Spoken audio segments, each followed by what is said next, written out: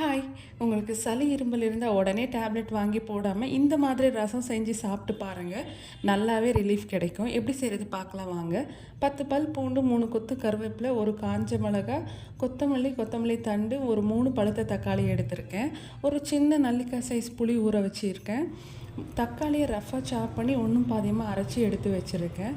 புளி நல்லா கரைச்சி ஃபில்ட்ரு பண்ணி ஒரு பாத்திரத்தில் சேர்த்துக்கலாம். இப்போ அரைச்ச தக்காளி பேஸ்ட்டு சேர்த்துட்டு தேவையான அளவு தண்ணி சேர்த்துக்கலாம். மஞ்சள் தூள், ஜீரகத்தூள், மிளகுத்தூள், நீங்கள் மிளகு ஜீரகம் ஃப்ரெஷ்ஷாக வரத்து கூட அரைச்சி சேர்த்துக்கலாம். தேவையான அளவு உப்பு, நம்ம எடுத்து வச்ச கொத்தமல்லி தண்டு, கருவேப்பிலை குச்சி சேர்த்து நல்லா மிக்ஸ் பண்ணி விட்டுருங்க. இப்போ ஒரு கடாயில் 2 டேபிள் ஸ்பூன் எண்ணெய், கடுகு, ஜீரகம் பொரிஞ்சதுமே நம்ம இடித்து வச்ச பூண்டு, காஞ்ச மிளகாய், கருவேப்பிலை நல்லா தாளிச்சிடுங்க.